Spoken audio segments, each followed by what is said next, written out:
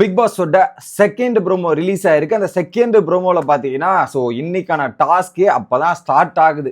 அந்த ஸ்டார்ட் ஆனதுல பார்த்தீங்கன்னா 2 பேருக்கு ஒரு பயங்கரமான ஒரு காம்படிஷன்ல எடுத்து ஹோல்டு பண்ணி வச்சிருக்காங்க.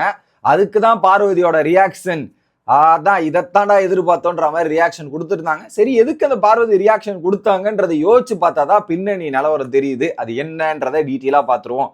வணக்கம் மக்களே, நேஷனல் உச்சிலிருந்து உங்கள் மணிவண்ணன். சேனலுக்கு புதுசாக இருந்தீங்கன்னா சப்ஸ்கிரைப் பண்ணிருங்க. வீடியோ பார்க்குற அனைத்து நபர்களும் மறக்காம லைக்கை போட்டுருங்க. கண்டென்ட்டுக்குள்ளே போயிடலாம். ஸோ அஃபீஷியலாக டாஸ்க் ஒரு மதியத்துக்கு மேலே பிகின் ஆகுது அப்படின்றது இந்த ப்ரோமோ மூலியமா நம்ம கணக்கு எடுத்துக்கலாம். ஓகே, இதில் என்ன சொல்றாரு பிக் பாஸ் ஸ்டார்டிங்லேயே? கிட்டத்தட்ட 16 நபர்கள் 15 இடங்கள் இருக்கு அப்படின்ற போது பார்த்தீங்கன்னா நேற்று 2 பேர் எலிமினேட் ஆயிட்டாங்க. ஸோ அதனால 16 15 கரெக்டாக தான் இருக்கு. இந்த டாஸ்க் ஆரம்பிக்கும் போதே பார்த்தீங்கன்னா பாதி பேர் எடுத்துன்னு போய் போட்டோ வச்சுட்டாங்க. ஒரே ஒரு இடம் மட்டும் காலியா இருக்கு. எந்த இடம் அப்படின்றது பார்த்தீங்கன்னா ஒரு நபர் வைக்க வேண்டிய இடம் மட்டும் காலியா இருக்கு. அதுக்கு எந்த 2 பேரோட போட்டோ ஹோல்டு பண்ணப்பட்டிருக்குன்னா, ஒரு பக்கம் ஆதிரை எஃப்ஜேவோட போட்டோ எடுத்து வச்சிருக்காங்க, இன்னொரு பக்கம் வினோத்தோட போட்டோவை எஃப்ஜே எடுத்து வச்சிருக்காரு. எப்படி பாத்தீங்களா இல்லையா? ஆதிரை எஃப்ஜேவோட காம்பினேஷன் காம்போ ஒர்க் ஆகுதா? அவங்க 2 பேர் எடுத்து வச்சிட்டு இருக்காங்க. ஸோ இப்போ எஃப்ஜே கையில வினோத், ஆதிரை கையில எஃப்ஜே. இப்போ அதுக்கு தான் சொல்றாங்க பார்வதி, ஆஹா ஆஹா இதைத்தாண்டா நாங்க எதிர்பார்த்தோம், அடிச்சு காட்டு அப்படின்ற மாதிரி பேசிட்டு இருக்காங்க. உடனே என்ன பண்றாங்க, சபரி இந்த பக்கம் வாங்க வாங்க பாரு, இந்த பக்கம் வாங்கன்ற மாதிரி பேசிட்டு இருக்காங்க. உனக்கு என்ன பாஸ், நான் இங்க உட்காந்து பேசுவேன், உனக்கு என்ன அதனால இப்ப என்ன அப்படின்ற மாதிரி கேள்வி கேட்கறேன். நான் இங்கிருந்து பேசுறேன், உனக்கு என்ன அப்படின்னு கேட்கும்போது, இல்ல இப்படி வாங்க, இந்த சைட்ல வாங்கன்ற மாதிரி கேட்கும்போது பார்வதி இன்னொரு பாயிண்ட்டுமே ஹைலைட் பண்றாங்க. இப்ப என்ன நீங்க மாஸ்க் எடுக்க ஓடிட்டு இருக்கீங்க, மாஸ்க் எடுக்க ஓடாம நின்றுட்டு தானே இருக்கீங்க, அப்புறம் என்ன பிரச்சனைன்ற அவர் கேள்வி கேட்கறாங்க.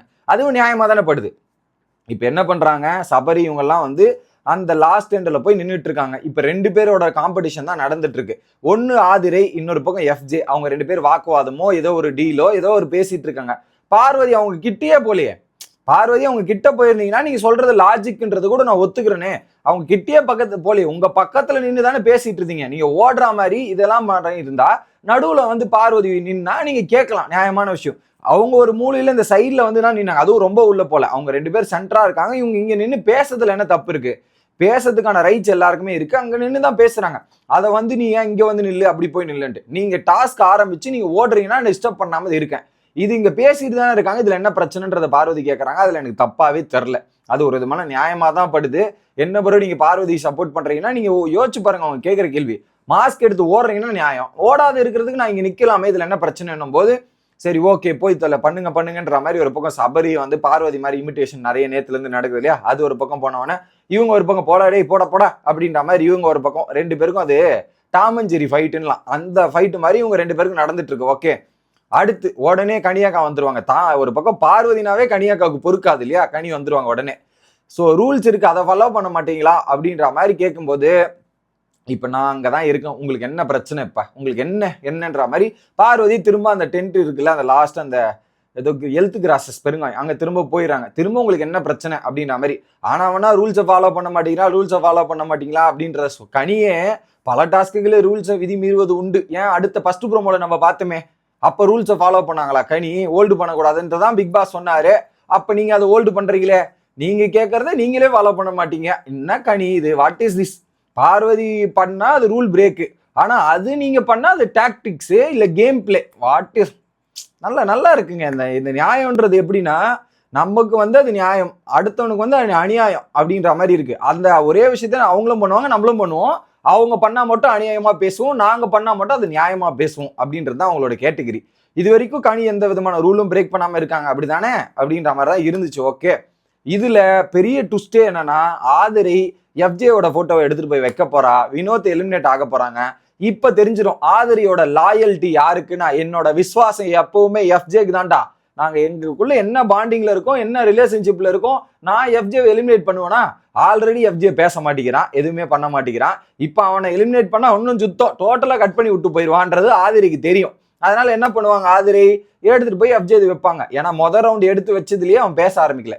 நேத்து அந்த ஒரு தள்ளு முள்ளெல்லாம் ஏற்பட்ட ரவுண்ட்லயே என்ன பண்ணிட்டாங்க, ஆதிரை அப்படியே எடுத்து வச்சுட்டு ஹோல்டு பண்ணிட்டாங்க, கடைசியில வைக்கல. அப்போ கோச்சுக்கிட்டவர் தான் நம்ம தலைவர் எஃப்ஜே.